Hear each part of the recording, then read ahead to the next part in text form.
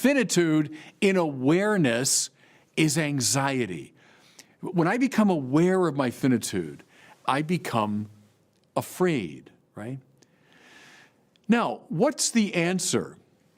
Existentialism, which Tillich knew very well, said, get used to it. That's the way it is, right? What's the answer of the Bible? Be not afraid.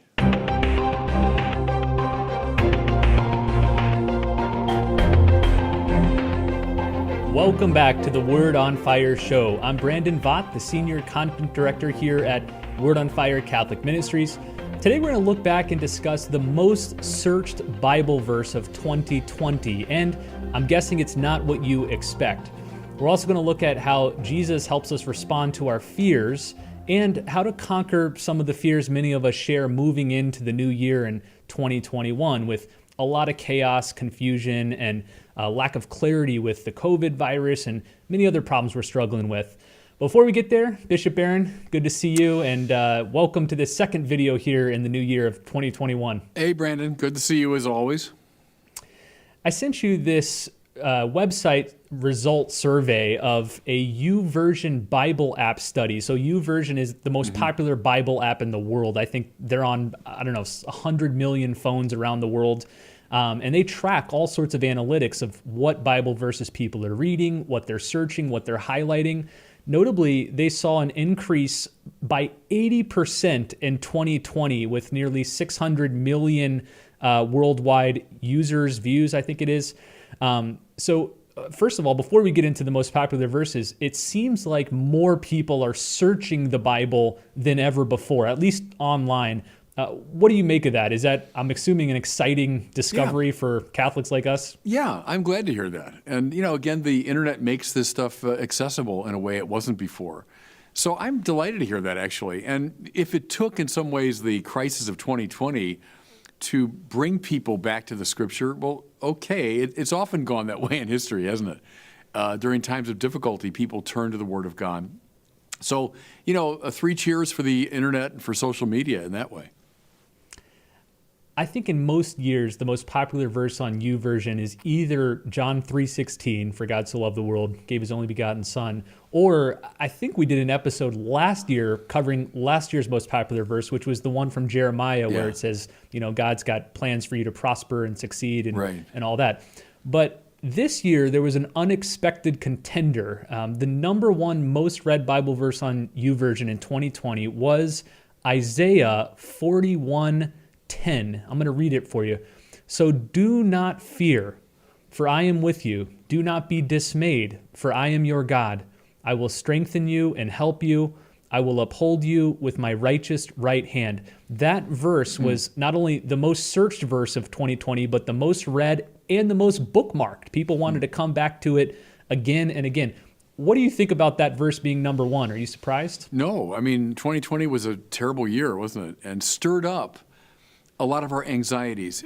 The psychologists in the 20th century talked about existential anxiety.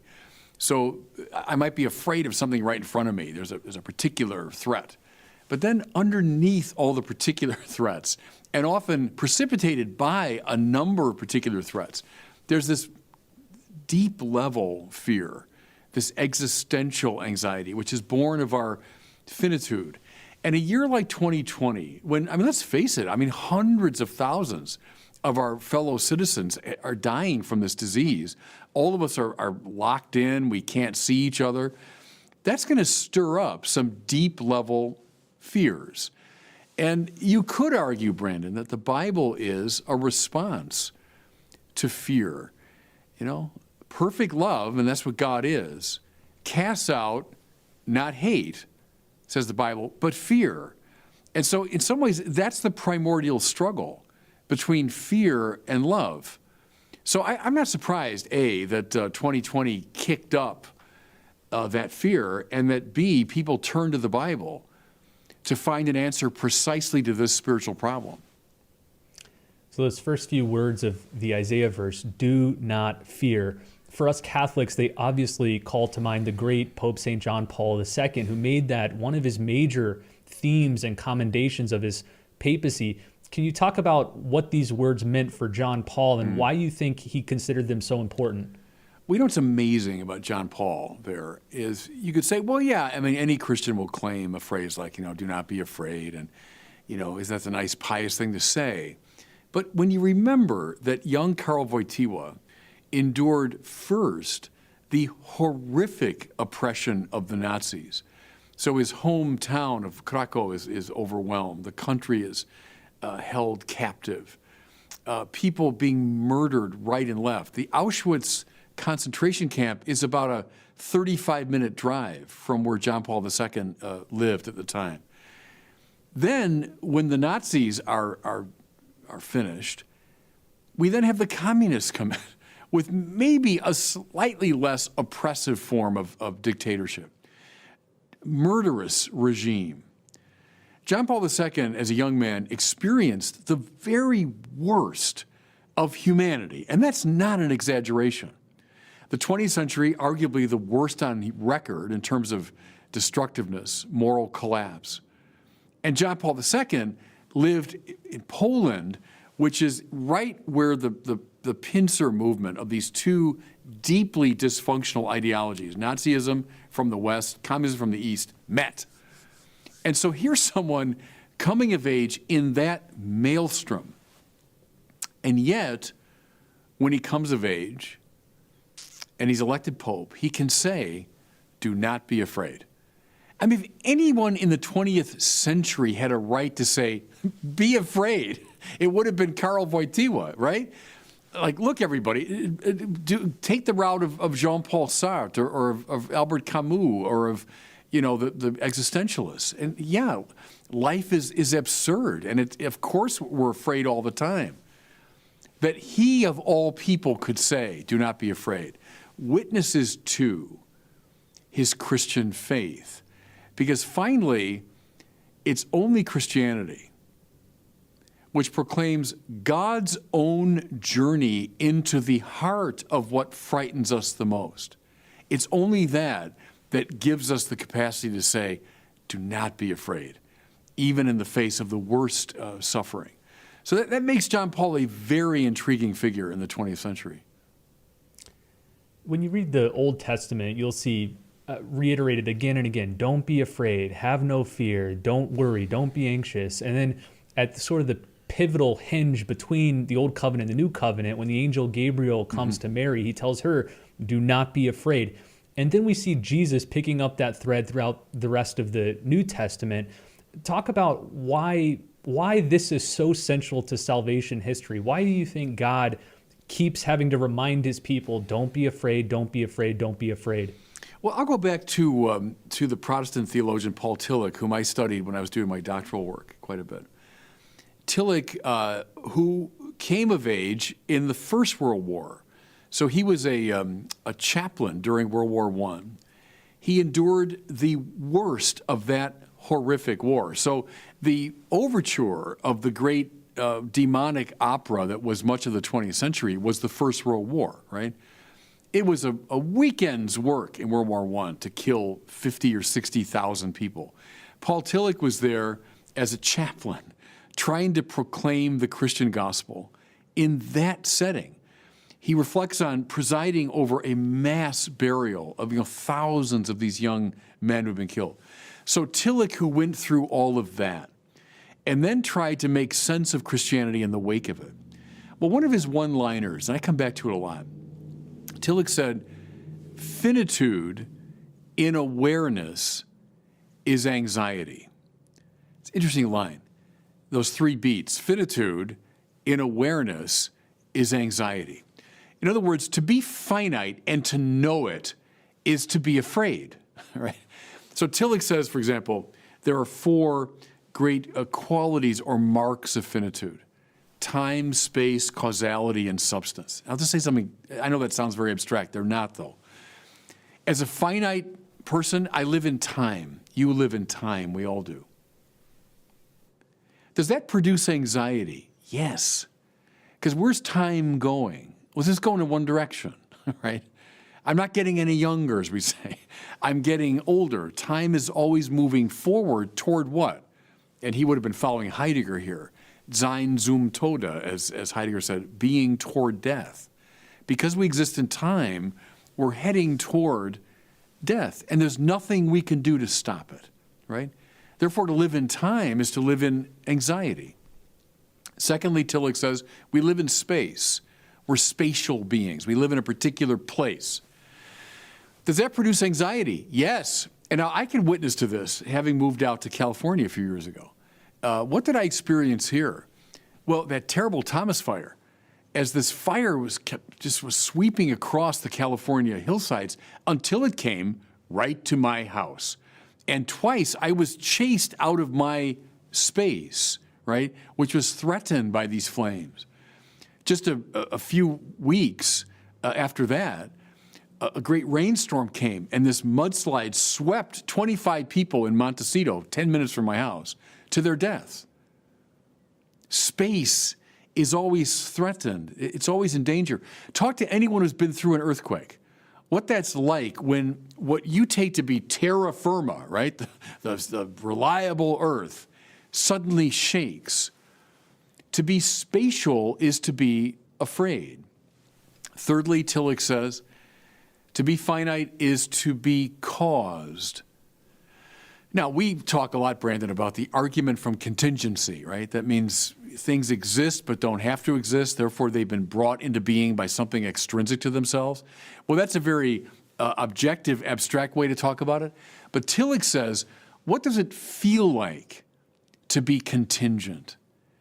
The fact that my being, well, it was contingent upon my parents. It's contingent right now upon the room I'm in here and its temperature. It's contingent upon the food that I ate just a few hours ago. If food was taken away, I'd die. It's contingent upon the drink that I can take in. It's contingent upon the oxygen in the atmosphere. The point is, to live as a caused thing is to live in fear, because any of those things could be taken away. And indeed, one day they will be taken away, right, when the health of my body deteriorates. Finally, Tillich says, as a finite being, I'm a substance. I'm not the sheer act of being itself. That's what God is. I'm a substance. I'm a thing. I'm a particular thing, which means, as Aristotle knew, I can undergo substantial change. That means I can be eliminated. I can be destroyed, right? Like any substance.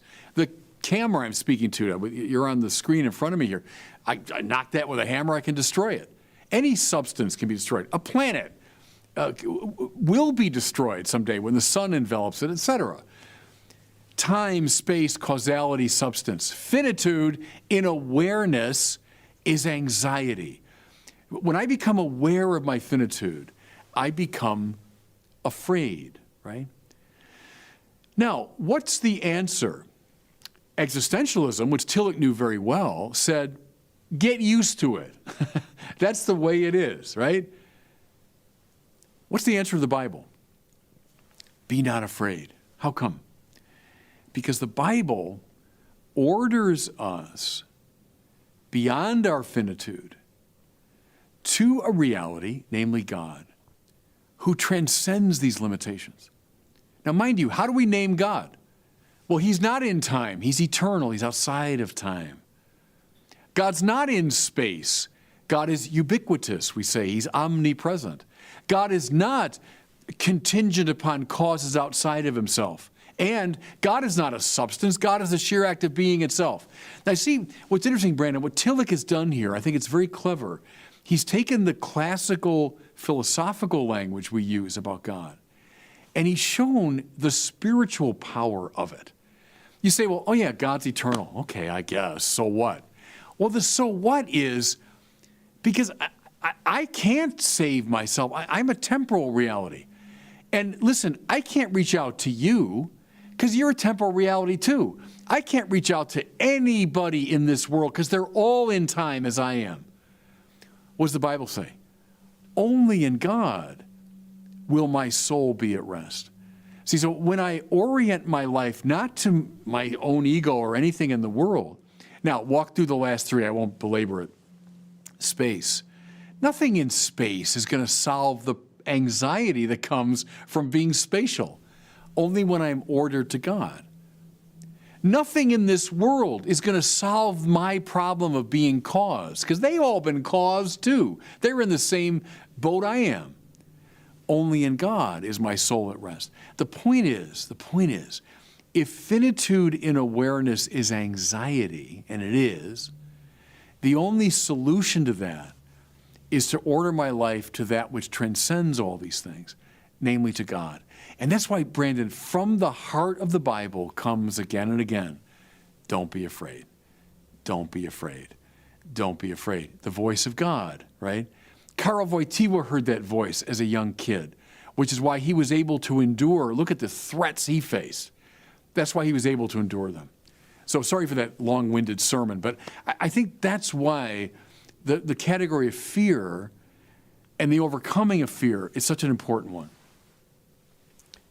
Let's talk about the relationship between fear and love. You alluded to that verse earlier from 1 John 4:18. You'll hear it at weddings fairly often, that there is no fear in love, but perfect love casts out fear. How's this work? Where does fear come from? It comes from a focusing in on my own finitude, right? What's love?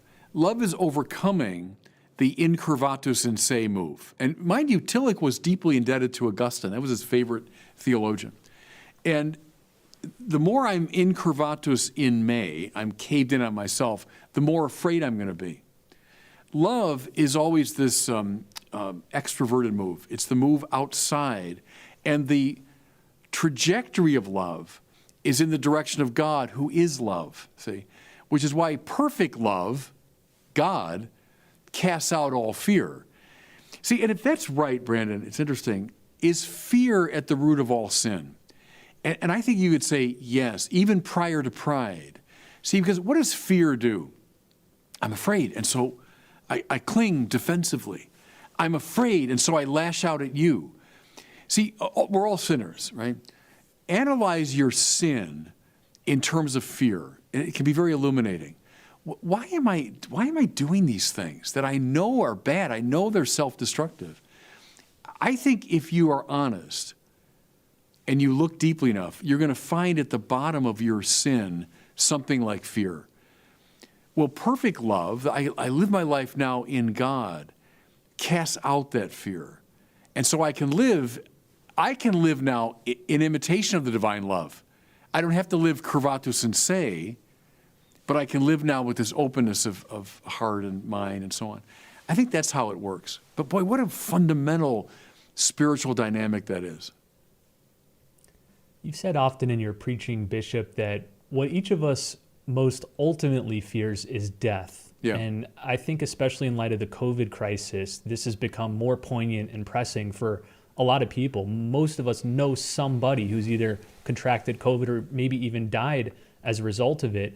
Whenever we think of our own deaths, it's harrowing. When we think of the deaths of others, we're equally afraid. Talk about how we can overcome this fear of death. Well, we can never really, in this life, utterly overcome it. Because think again of Tillich's categories, time, space, causality, substance. Why they're so fear-inducing ultimately has to do with death, doesn't it? Because I'm in time, I'm moving toward death. Because I live in space, I can be threatened to the point of death. Because I'm caused, those causes can be taken away and I'll die. Because I'm a substance, I can undergo substantial change. See, so all of them are related to, ultimately, the fear of death. So as long as I'm in this finite space, I can't just obliterate, I can't eliminate that fear. What I can do, though, is place it within a wider context. So I'm not just stuck in this world, but I'm living now in God. So when Paul says, it's no longer I who live, but Christ who lives in me. Well, the old I, right, the I is the sinful self caught in time, space, causality, and substance, and therefore clinging in fear. But when I've displaced my heart, if you want, onto Christ, it's Christ now living in me, I can handle the fear. It doesn't go away, but I found something that's more fundamental, that's more enduring. Think of people, Wojtyła was a good example, but some of these wonderful witnesses who spent decades in prison and in solitary confinement, unable to accomplish any of their goals and so on, unable to attain the goods they wanted, but yet they endured. How do you explain that? But they were able to relocate the center so it was outside of the fearful finite self and was on to Christ. They found the interior castle. They found the inner wine cellar of John of the Cross. They found that place where no storm can shake my inmost calm, while to that rock I'm clinging. It's that displacement of your life onto God that's at the heart of the spiritual life.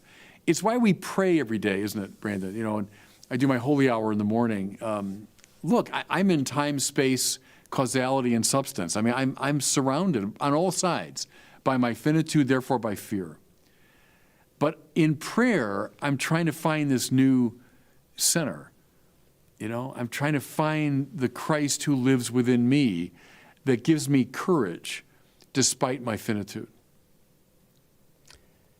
Let's close with this, Bishop. As we move into the new year, there's still a lot of unknowns regarding COVID, especially when it's going to ramp down, how long it's going to last, the effects it's having religiously with our churches, economically with businesses, health-wise with our friends and loved ones. As a pastor, as a bishop, what would you like to say to the people of God, many of whom are very fearful of what this new year of 2021 will bring? Yeah, first of all, you're right. We don't know what it's going to bring. Who guessed 2020? When that year started, this last year, we had a bishop's retreat in early January, and I wasn't thinking at all about this rather difficult year that was coming. We had the ad limina visit with the Pope, and we all were, kind of in good, happy mood about that. No one saw 2020 coming. What's 2021? I don't know. I live in time, and that's part of the dilemma of it, is I can't see the future. I row into the future as in a rowboat. That's to say, facing backward. I'm not facing forward. I don't know where I'm going as I row the boat. That's how we all have to live, Having said that, what do? You stay close to the fire. You stay ordered to the basics of the spiritual life. That means prayer, to spend a lot of time. It means the Mass. It means the sacraments. It means being rooted in Christ. It means cooperating with the graces that come to you, cooperating with these great theological gifts that we call faith, hope, and love, right? To live in faith means what?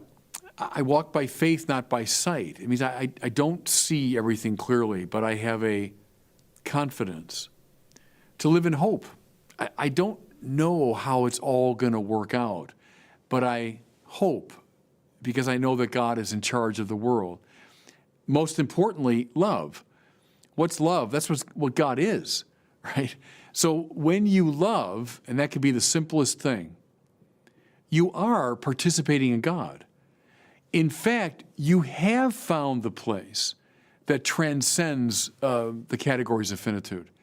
I don't know if that makes sense. That's maybe the most important thing to get. The simplest act of love has now transposed your life into a higher setting. You have indeed stepped out of the limits of finitude. That's cooperating with the most important of the theological virtues.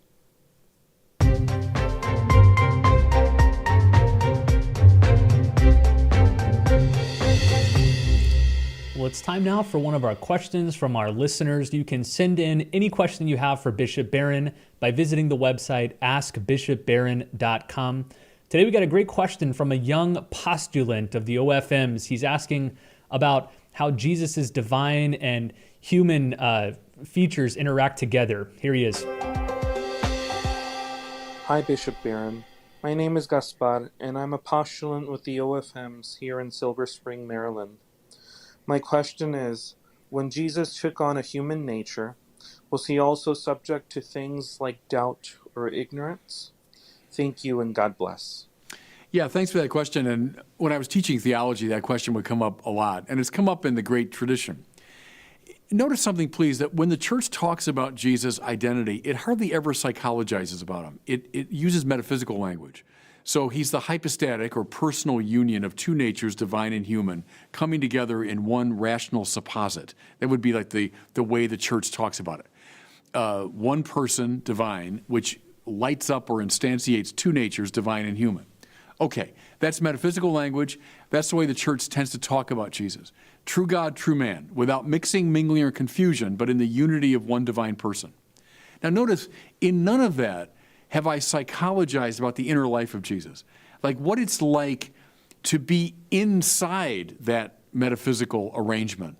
And I think there's something wise about that because we don't really know. You know, there are indications in the Gospels, Jesus in his humanity, showing signs of how he's culturally determined, how he's limited in this way and that, how he seems to not be aware of some things. So I would say whatever is congruent with the human nature and not incompatible with his divine nature, we would say, yeah, he experiences that. Whatever is not congruent with his divinity, well, we shouldn't affirm that of his humanity.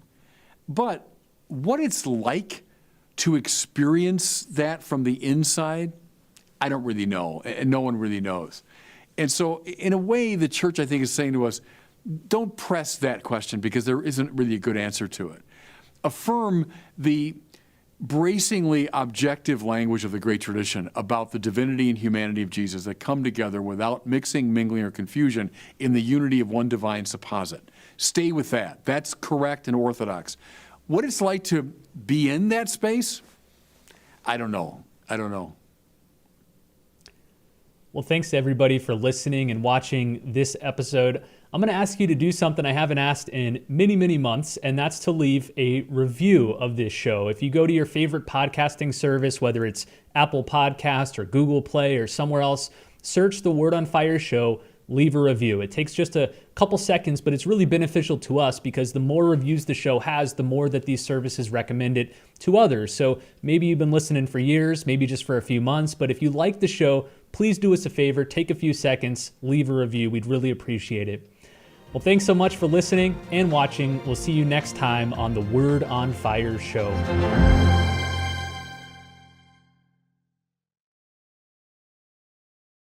Thanks for watching. If you enjoyed that video, I encourage you to share it and be sure to subscribe to my YouTube channel.